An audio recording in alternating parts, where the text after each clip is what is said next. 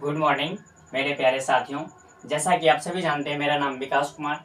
मैं आपको mathematical physics के इस नए लेक्चर में फिर से स्वागत करता हूं। ये लेक्चर हमारा पार्ट 2 रहेगा फील्ड का, और आज हम देखने वाले हैं फील्ड को हम फर्दर डिवाइड करने वाले हैं। फील्ड को हम बेसिकली हमारे नेचर ने हम जिस नेचर में रहते हैं उस नेचर ने दो टाइप से फील्ड को डिवाइड किया है। अगर हम देखें तो फील्ड को दो टाइप से हम क्या कर सकते हैं, डिवीजन कर सकते हैं। देखो, देखते चलते हैं और आप नोट कीजिएगा। ऑन द नेचर 2 नंबर में, on the nature, on the nature field is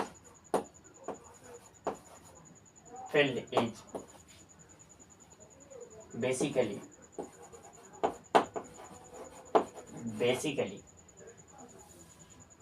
field is divided, basically नहीं दो, divided by two types, divided by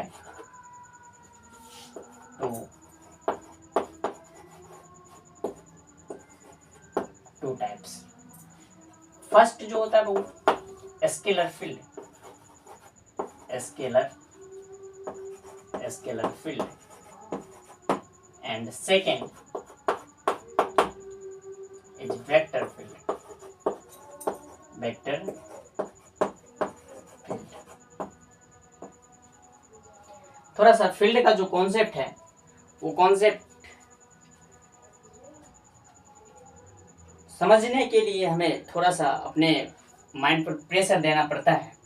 pressure इसलिए देना पड़ता है क्योंकि ये एक ऐसा टॉपिक है जहाँ पर हम अपने इंट्यूशन पावर को, अपने इमेजिनेशन पावर को थोड़ा सा और अधिक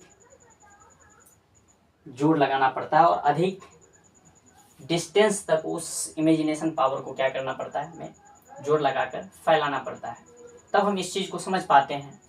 खैर, कोई दिक्कत नहीं है, आप समझ जाइएगा। हम आपको वहाँ तक ले चलते हैं। फील्ड के बारे में हम लोग जाने कि फील्ड क्या है। एक बार और हम लोग जानते हैं फील्ड क्या है। देखो, फील्ड क्या है? फील्ड इज नथिंग बट वो स्पेस है। क्या है?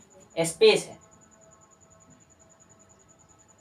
और उस स्पेस में कोई फिजिकल क्वांटिटी क्या कर रहा है, किसी प्रकार की क्या कोई बिहेवियर को शो कर रहा है, और उस बिहेवियर को शो वो इसलिए कर रहा है क्योंकि वहां पर कुछ समथिंग विल प्रेजेंट, वहां पर कुछ है।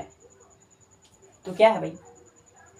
तो दिस इज द फील्ड, या दिस इज द रीजन, और उस रीजन को ही हम क्या कहते हैं, फील्ड कहते हैं।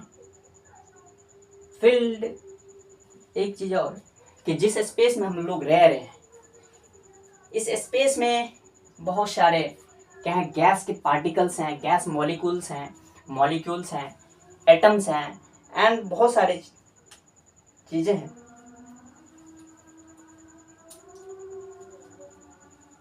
और ये सब एग्जिस्ट कर रहा है। ये सब क्या कर रहा है? एग्जिस्ट कर रहा है। क्यों? क्योंकि स्पेस है। अगर स्पेस ना होता तो क्या ये एग्जिस्ट करता? नहीं करता। मतलब स्पेस के होने से ही हम क्या कर रहे हैं, डिस्टेंस को भी मेजर कर, दो पार्टिकल्स के बीच में जो डिस्टेंसेज हैं, दो पार्टिकल्स है और दो पार्टिकल्स के बीच में जो डिस्टेंसेज है, वो डिस्टेंस कैसे बना? तो वो डिस्टेंस इसलिए बना क्योंकि इसमें स्पेस है, इसके बीच में क्या है, स्पेस है। और स्पेस को ही हम क्या कह रहे हैं कि this is the field, this gap is the field because this particle will exist। okay?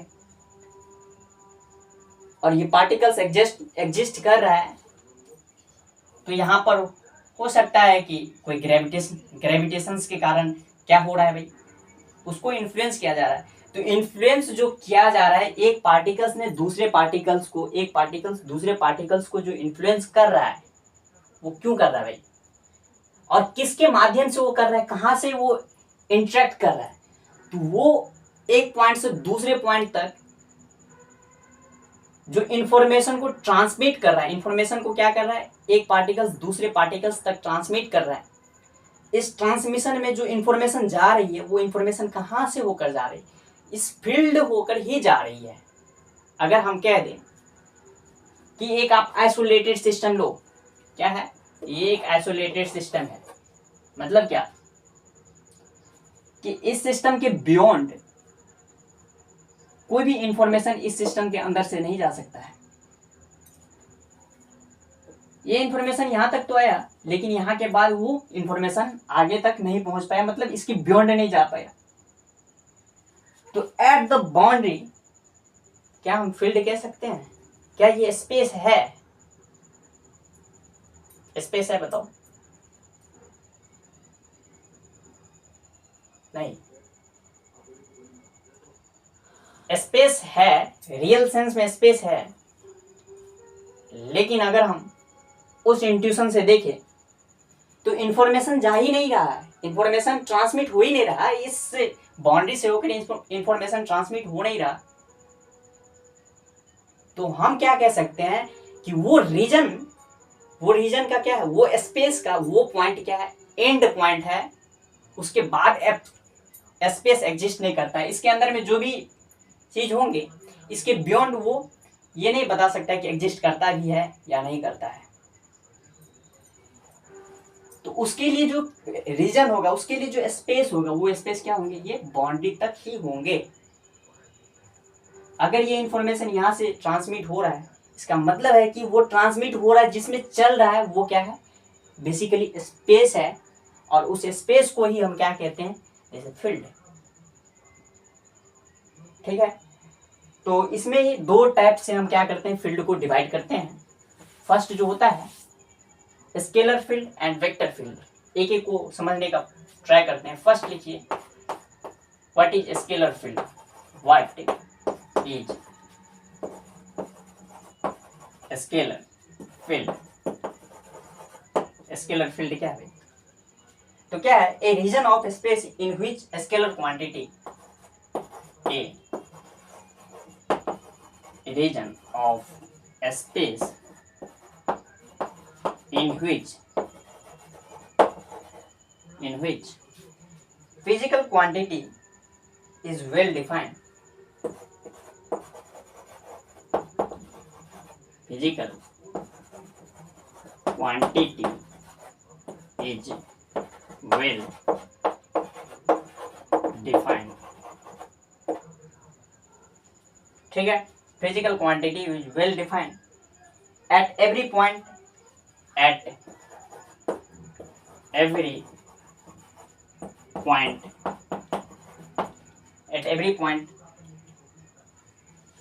instant of time, at every point and at any instant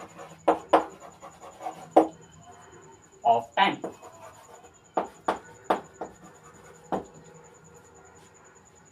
मतलब रीजन ऑफ स्पेस,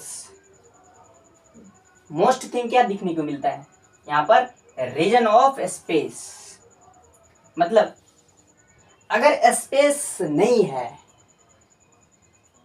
तो फील्ड नहीं है। फील्ड होने के लिए क्या होना पड़ेगा, वो स्पेस होना पड़ेगा, region of space in which physical quantity well defined.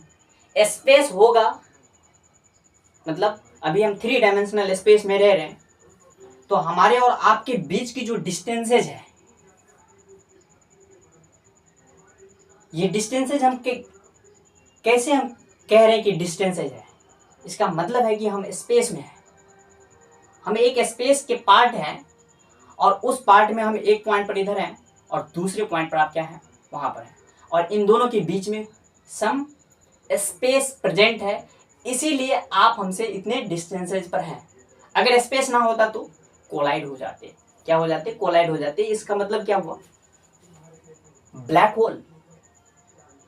Black hole में क्या हो रहा है भाई, ब्लैक होल में स्पेस नहीं है।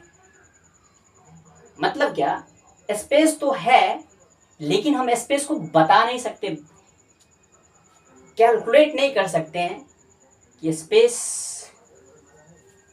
2 पॉइंट के बीच में, 2 पार्टिकल्स के बीच में कितना स्पेस है। मतलब very small, very very very small 2 point के बीच में स्पेस है। हम उस स्पेस को अपनी इमेजिनेशन से भी नहीं कह सकते हैं, क्योंकि अगर हम स्पून से 1 स्पून अगर हम ब्लैक होल के पार्टिकल्स को उठाएंगे तो हमारे लिए कई 1000 टन के बराबर हो जाएगा, और कई 1000 टन अगर हम इस स्पेस में रखेंगे तो वो अपना जो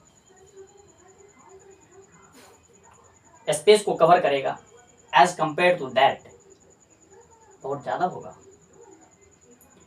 तो first thing is the region of space, main वही है, स्पेस होगा, और स्पेस का जो रीजन है वो region in which physical quantity well defined, वो रीजन होगा तभी फिजिकल क्वांटिटी क्या होंगे, तब उसके बाद की बात है वेल डिफाइंड होना चाहिए।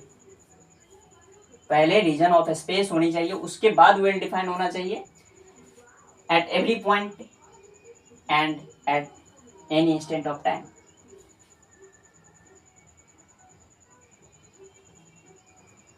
और जब फिजिकल क्वांटिटी अगर स्पेस है तब वो फिजिकल क्वांटिटी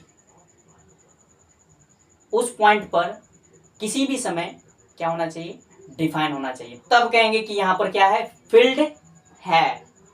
अगर स्पेस नहीं है इट इज नॉट डिफाइंड। ठीक है, तो देखो अगर हम एग्जांपल की बात करें तो इसको हम क्या कर सकते हैं, express bye a number, express bye a number. देखो जैसे कि इट इज एक्सप्रेस, इसको हम कैसे एक्सप्रेस कर सकते हैं, it can be express, it can be expressed by a number. इसको हम नंबर से एक्सप्रेस कर सकते हैं। इसका मतलब क्या हुआ कि डेंसिटी अगर हम बात करें, यहाँ पर टेम्परेचर है, टेम्परेचर है, इस रूम में क्या है, टेम्परेचर है, और टेम्परेचर क्या है, टेम्परेचर किसके कारण हो रहा है भाई, फोटॉन्स के कारण हो रहा है। फोटॉन्स, लाइट के जो फोटॉन्स हैं, तो फोटॉन्स क्या हो रहे हैं, इसमें फैले हुए हैं, इसमें क्या है, स्प्रेड है, और फोटॉन्स उस स्पेस को क्या किया है, कवर किया है। किसी एक पॉइंट पर देखेंगे हम तो हमें क्या दिखेगा, फोटॉन्स है, मतलब डेंसिटी ऑफ दिस फोटॉन्स, मतलब यहाँ पर क्या है, यहाँ पर भी फोटॉन्स है, यहाँ पर भी फोटॉन्स है, यहाँ पर भी फोटॉन्स है, मतलब स्पेस में ये क्या है, वेल डिफाइंड। अगर हम यहाँ पर देखें तो यहाँ पर भी एग्जिस्ट कर रहा है फोटॉन्स, यहाँ पर भी एग्जिस्ट कर रहा है, यहाँ पर भी एग्जिस्ट कर रहा है, यहाँ पर भी, and so on, density of photon. दूसरी चीज अगर हम फील्ड की बात करें तो 2 पॉइंट के बीच में जो अर्थ की डेंसिटी अगर हम कवर कर रहे हैं, अगर एग्जांपल की बात करें, डेंसिटी ऑफ अर्थ,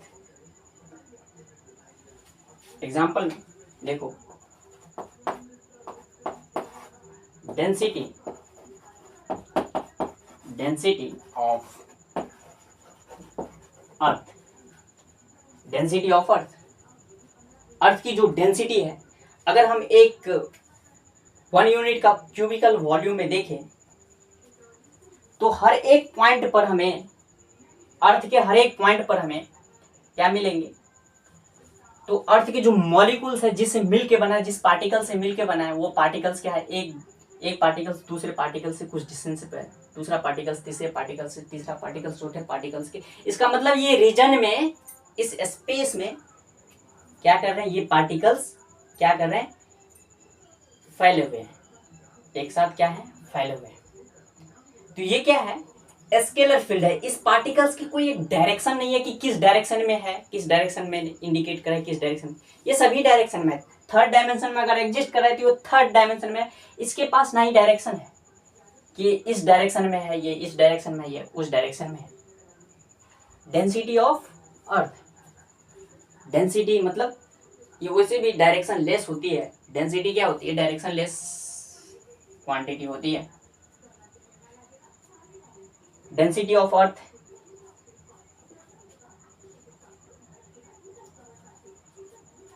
तो हम किससे इंडिकेट करेंगे, वाई जेड एंड टी। किसी टाइम पर हम देखते हैं कि अर्थ की जो डेंसिटी है किसी एग्जैक्ट एट दैट टाइम, किसी एक पॉइंट पर देखते हैं तो उस पॉइंट पर मॉलिक्यूल्स कितने मॉलिक्यूल्स हैं, कितने एटम्स हैं, उस वॉल्यूम में, उस यूनिट वॉल्यूम को हम अगर कंसीडर करते हैं तो हम देखेंगे कि एक्स में भी है, वाई में भी, जेड में भी, चारों ओर फैले हुए हैं एट टाइम टी। दूसरे टाइम टी भी देखेंगे तो क्या होगा, वहां पर ही वो रहेगा, ना कि वो अपने पोजीशन को क्या कर रहा है, चेंज कर रहा है, या उसकी पोजीशन दूसरी ओर इंडिकेट कर रहा है, धीरे धीरे वो चेंज हो रहा है। ठीक है ना। तो x y z and t. But अगर हम बात करें ब्लैक होल की, डेंसिटी ऑफ अर्थ क्या है भाई, स्केलर फील्ड है।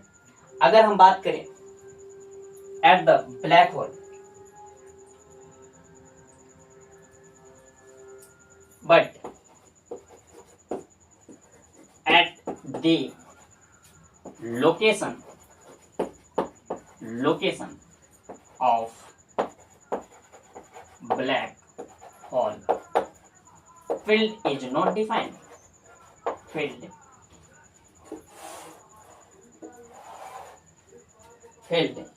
is not defined. Black hole के लोकेशन पर हम फील्ड को डिफाइन नहीं कर सकते हैं,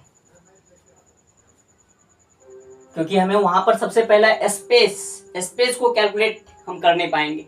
जब हम स्पेस को ही कैलकुलेट नहीं कर पाएंगे तो वहां पर हम किस बेसिस पर हम कहेंगे कि इस पॉइंट पर है, इस पॉइंट पर दूसरा मॉलिक्यूल्स है, इस पॉइंट पर तीसरा मॉलिक्यूल्स है, इस पॉइंट पर, इस पॉइंट पर, इस पॉइंट पर, इस पॉइंट पर, इस पॉइंट पर। मतलब हमें वहां पर स्पेस ही, पहली बात कि हम वहां पर स्पेस को ही नहीं डिफाइन कर पाएंगे कि स्पेस है या नहीं है। ठीक है।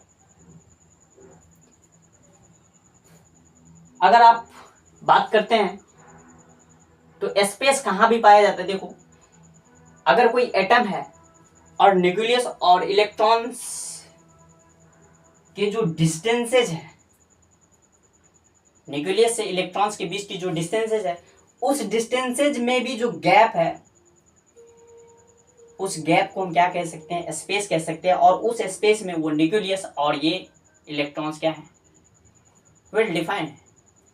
लेकिन ब्लैक होल के पास उतनी भी डिस्टेंसेस को हम मेजर नहीं कर सकते, उतनी भी डिस्टेंसेस है या नहीं है ये बता नहीं सकते हैं। इसीलिए वहां पर हम नॉट डिफाइंड कहते हैं। At the black hole scalar field is not defined.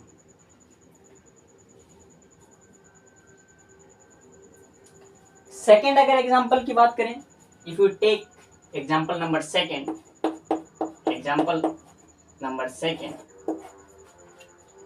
variation of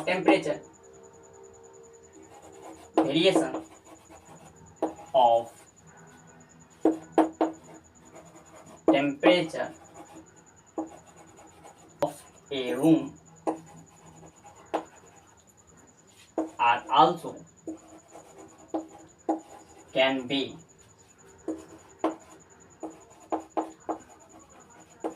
example of scalar field.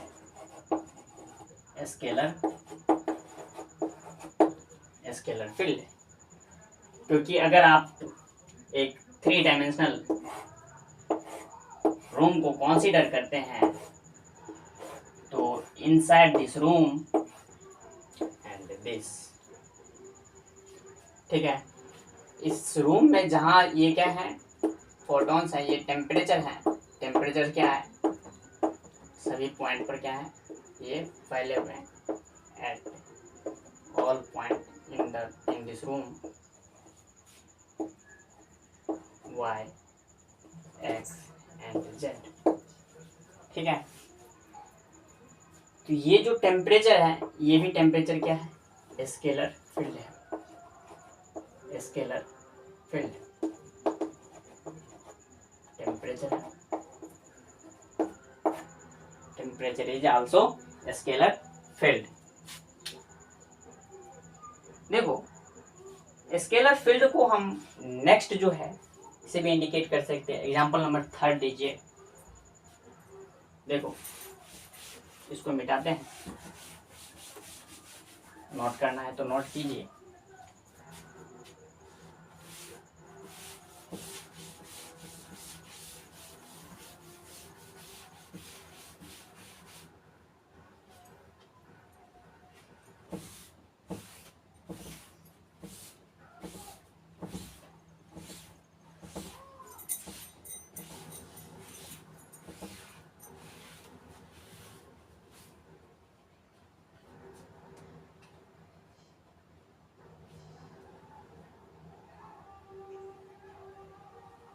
Point number 3 जो है, example number 3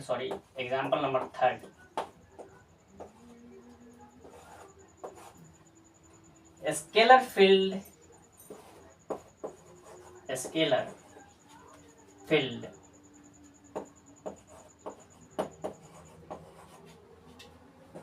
also expressed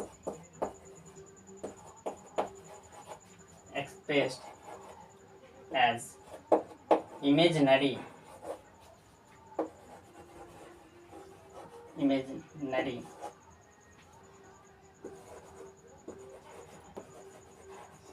contours। ये imaginary contours है, बताते हैं। which can be obtained by connecting all those points, which can be obtained by connecting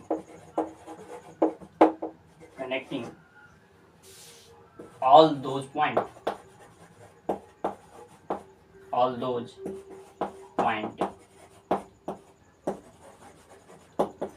which have same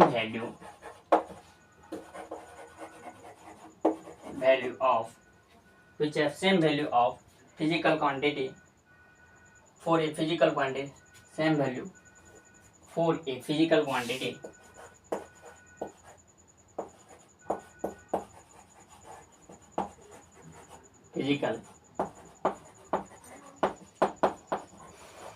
physical quantity also known as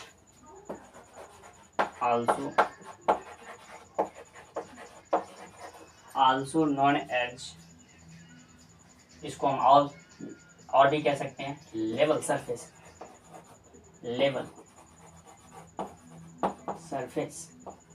देखो scalar field also express as imaginary contours किसको बोलते हैं? देखिए ये क्या है, चार्ज पार्टिकल्स हैं, ये एक चार्ज पार्टिकल्स हैं, और ये चार्ज पार्टिकल्स क्या करते हैं, ऐसे समझो, ये charge particles at r distance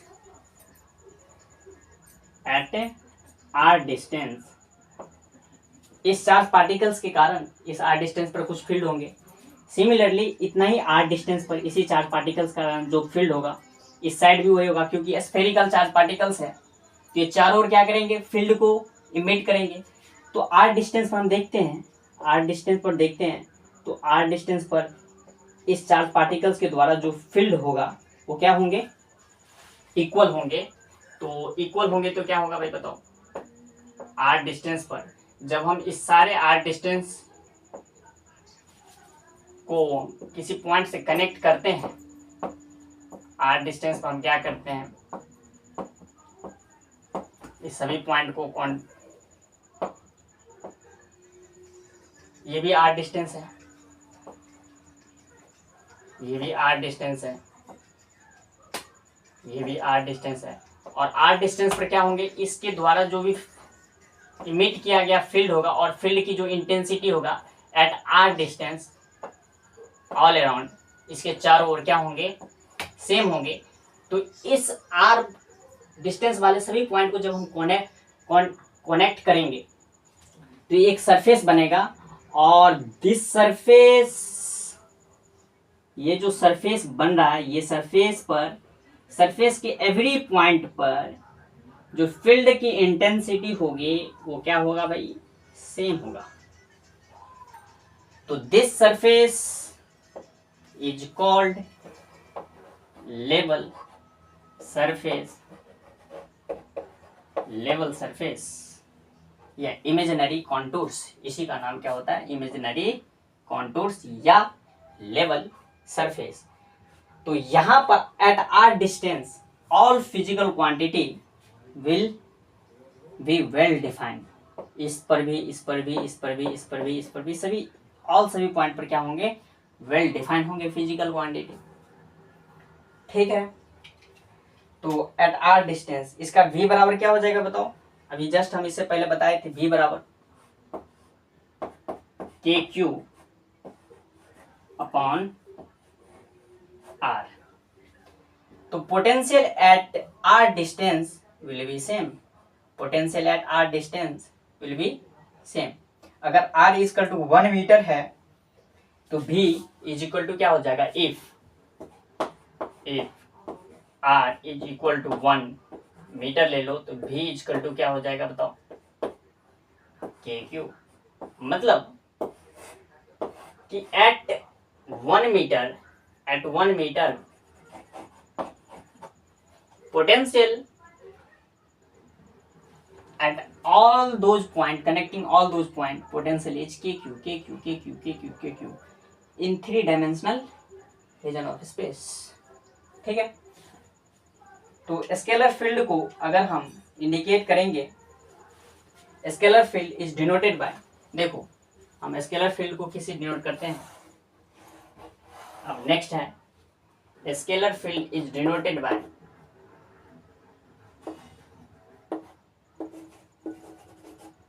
scalar field is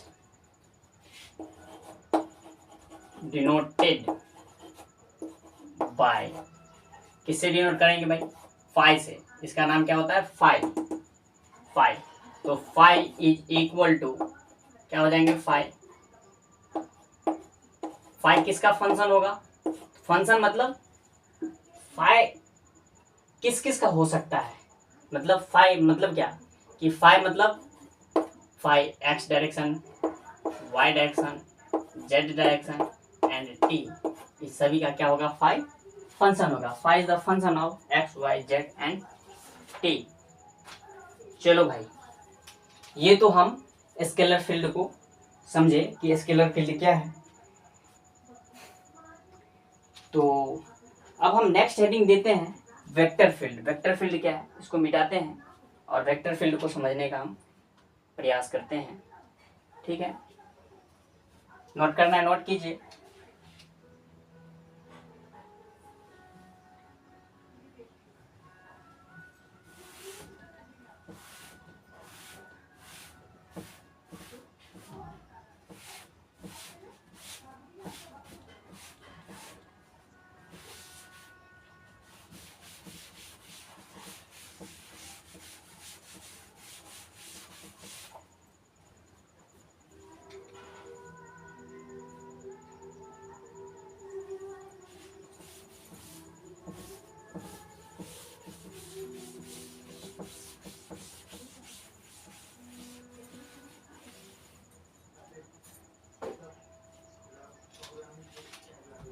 second जो है वो हमारे पास है vector field.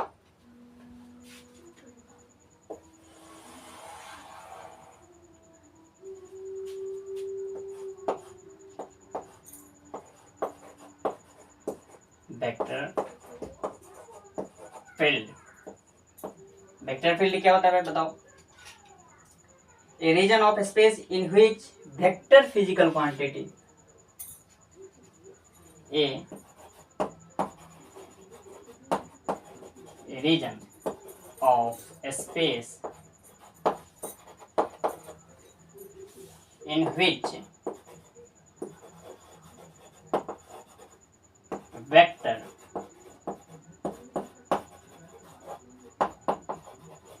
physical quantity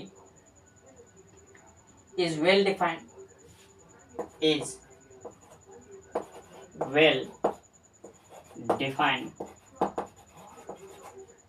well define होगा and has a unique direction and has a unique direction you है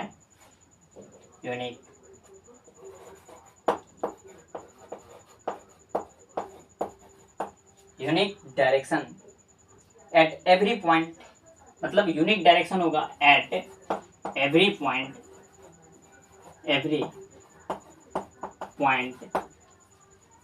आर कॉल्ड स्पेस में ही होगा, a region of space are called vector field मतलब ए रीजन ऑफ स्पेस में ही होगा in which vector physical quantity, vector means direction, जो physical quantity होगा वेक्टर फिजिकल क्वांटिटी उस स्पेस में उस पॉइंट पर वेक्टर फिजिकल क्वांटिटी की क्या होगी, एक डायरेक्शन होगी, एक यूनिक डायरेक्शन होगा कोई भी वेक्टर क्वांटिटी का उस स्पेस में किसी एक पॉइंट पर। अगर सपोज कीजिए कि अगर हम नीडल लाते हैं, कंपास, मैग्नेटिक कंपास लाते हैं और मैग्नेटिक कंपास सपोज कीजिए कि आप स्पेस में है, मैग्नेटिक कंपास को लेकर आप स्पेस में है। जैसे ही आप स्पेस से अर्थ के मैग्नेटिक फील्ड में एंटर करेंगे और किसी एक पॉइंट पर जब आप उस कंपास को खोल के देखेंगे तो उस कंपास की जो नीडल होगी किसी एक डायरेक्शन को अलाइन करता होगा। मतलब क्या कि वो जो अर्थ का जो फील्ड है, मैग्नेटिक फील्ड है, वो जो स्पेस में है, इस स्पेस में जो मैग्नेटिक फील्ड है, फील्ड की जो डायरेक्शन है, उस डायरेक्शन में किसी एक पॉइंट पर, उस फील्ड में किसी एक पॉइंट पर उस मैग्नेटिक कंपास की जो नीडल है किसी एक डायरेक्शन को इंडिकेट कर रहा है, किसी एक यूनिक डायरेक्शन को, पार्टिकुलर डायरेक्शन को इंडिकेट कर रहा है। तो वही चीज यहां पर कहा जा रहा है कि region of space in which vector physical quantity well defined. हम कंपास को अगर फील्ड में, अर्थ के फील्ड में अगर हैं, इनसाइड द अर्थ फील्ड, तो वो कंपास किसी भी पॉइंट पर किसी भी समय उस कंपास के जो नीडल की जो डायरेक्शन होगी वो डायरेक्शन किसी एक पार्टिकुलर डायरेक्शन को अलाइन करता होगा। इसीलिए उसके पास क्या है, यूनिक डायरेक्शन है। यूनिक डायरेक्शन भी होना चाहिए at every point unique direction at every point are called vector field. अब देखो भाई, force of the compass needle in earth magnetic field. Compass needle पर जो फोर्स लग रहा है, एग्जांपल फर्स्ट की अगर हम बात करें, example number first, force experience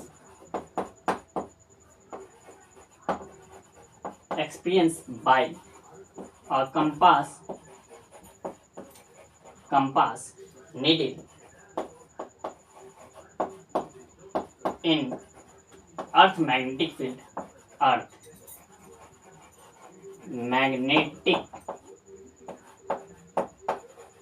field, which is aligned in north direction.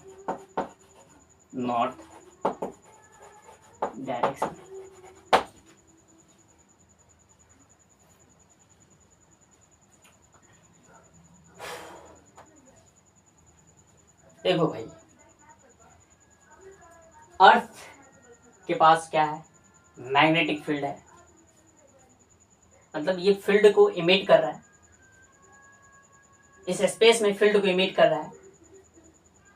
और इस फील्ड में अगर कोई भी पार्टिकल्स आता है, जैसे कि कंपास आया, तो कंपास पर क्या हुआ, फोर्स, कंपास ने एक फोर्स को एक्सपीरियंस किया। कंपास के जो नीडल है वो फोर्स को एक्सपीरियंस किया, और फोर्स को एक्सपीरियंस किया और ये किधर डेविएट हो गया, नॉर्थ डायरेक्शन की ओर, टुवर्ड द नॉर्थ डायरेक्शन। तो हम इस अर्थ के मैग्नेटिक फील्ड में कहीं पर भी inside the magnetic field, beyond की बात नहीं कर रहे, इनसाइड द मैग्नेटिक फील्ड अगर कंपास नीडल है तो वो जो नीडल है वो needle inside this field deviated by north pole, क्योंकि उस नीडल पर किसी एक पार्टिकुलर डायरेक्शन में फोर्स एक्सर्ट हो रहा है। इसका मतलब जो फील्ड निकल रहा है अर्थ से, जो फील्ड निकल रहा है वो एक डायरेक्शन में निकल रहा है, और उस फील्ड पर कोई भी फिजिकल क्वांटिटी, कोई भी फिजिकल थिंग आएगी, उसको क्या होगा, एक पार्टिकुलर डायरेक्शन में उसको फोर्स लगेगा। हम स्केलर में बात किए थे कि स्केलर सिर्फ रीजन ऑफ स्पेस होता है, वहां पर कोई पार्टिकुलर डायरेक्शन में फोर्स कार्य नहीं करता है, फोर्स वर्क नहीं करता है। लेकिन यहाँ पर क्या है, ये जो फील्ड निकलेगा, ये फील्ड एक डायरेक्शन में निकलता है, और उस फील्ड पर अगर कोई चीज रहती है, कोई चीज आती है, या चार्ज पार्टिकल्स आएंगे, कोई पार्टिकल्स आएंगे, कोई नीडल्स आएंगे, तो वो एक्सपीरियंस करेंगे इन एनी पार्टिकुलर डायरेक्शन। ठीक है, तो फर्स्ट एग्जांपल तो हमें दिखा velocity of moving fluid, we can say moving field in a particular direction. Second क्या कह सकते हैं भाई बताओ, एग्जांपल नंबर सेकेंड की अगर हम बात करें तो velocity of moving field, velocity of moving fluid, moving fluid, this is filled, we can say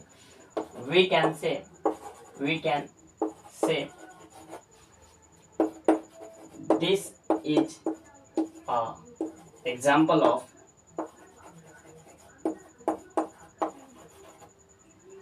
filled, because it have particularly cooler align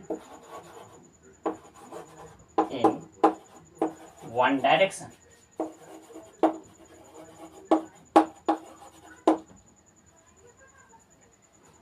तो देखो भाई, ये क्या है, फ्लूइड है।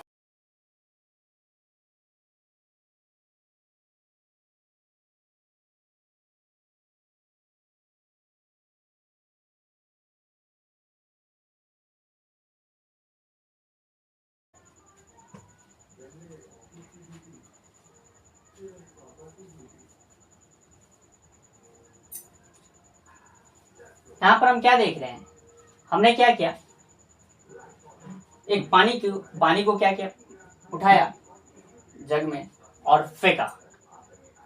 पानी को जैसे ही हमने स्लाइड किया, एक फर्श पर स्लाइड करवाया, तो शुरू में जो पानी की जो वेलोसिटी थी वो बहुत अधिक थी, फिर उसके बाद धीरे धीरे कम हुआ, उसके बाद फिर और कम हुआ, फिर और कम हुआ, डिक्रीज होते गया, और एक पॉइंट पर जाके इट विल बी स्टॉप। तो यहाँ पर आप जो देख रहे हैं, लेंथ ऑफ, फर्स्ट में लेंथ ऑफ वेक्टर, ये क्या है, वेक्टर है। वेक्टर मीन्स किसी एक डायरेक्शन में ये क्या कर रहा है, चल रहा है, मूव कर रहा है, इसीलिए ये वेक्टर की डायरेक्शन लगा दी, एरो लगा दी।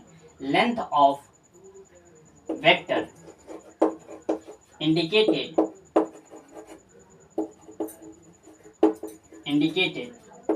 By magnitude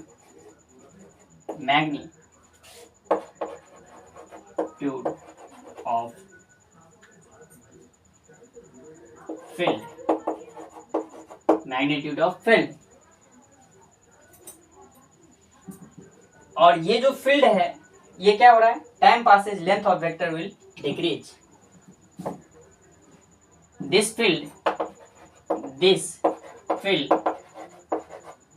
is time dependent field, time dependent field है भाई। ये क्या है, एक टाइम डिपेंडेंट फील्ड है। टाइम इंक्रीज होने से ये फील्ड क्या हो रहा है, डिक्रीज हो रहा है, बिकॉज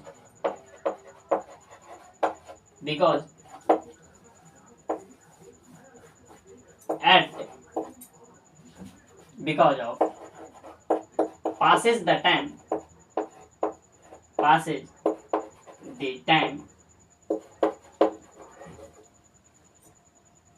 field is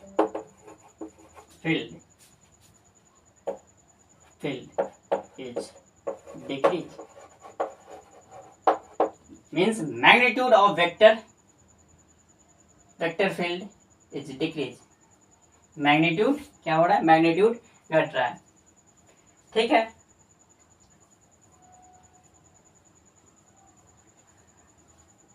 यहां तक तो समझ में आया क्या? अगर हम बात करें स्ट्रेंथ ऑफ फील्ड की स्ट्रेंथ क्या है, तो यहां पर हम स्ट्रेंथ निकालना चाहे फील्ड की, कोई चार्ज पार्टिकल्स है और वो चार्ज पार्टिकल्स किसी एक पॉइंट पर, अगर हम उस चार्ज पार्टिकल्स का फील्ड का स्ट्रेंथ को देखें तो हम स्ट्रेंथ को कैसे मेजर करेंगे भाई? तो देखो यहां पर इसको मिटाते हैं, लिखना है तो नोट कीजिए,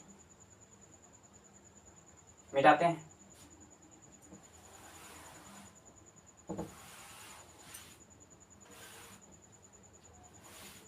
नेक्स्ट हेडिंग दीजिए स्ट्रेंथ।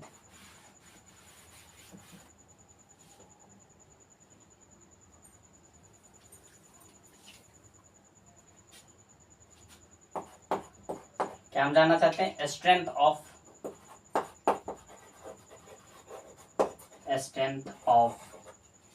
वेक्टर फील्ड की स्ट्रेंथ को हम जानना चाहते हैं। यहाँ पर तो मैग्नीट्यूड समझ गए कि फील्ड की मैग्नीट्यूड इतनी है,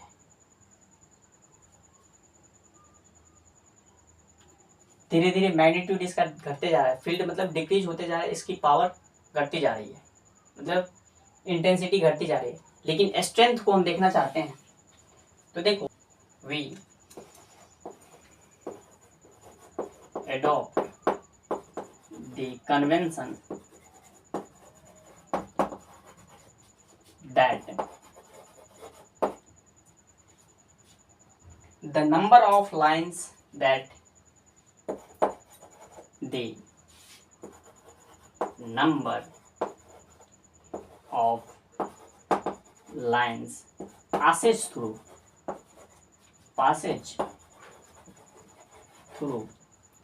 per unit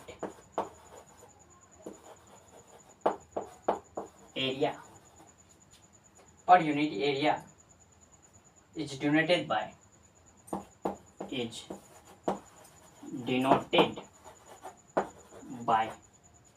strength of vector field। देखो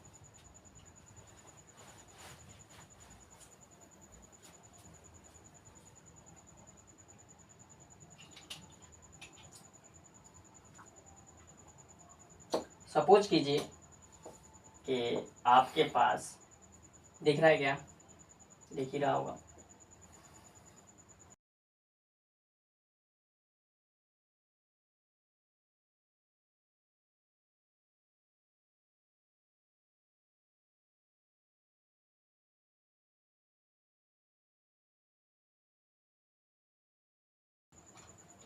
और यहां से क्या निकल रहे हैं, फील्ड निकल रहे हैं। This is the field line emitting from this point, the field lines emitting from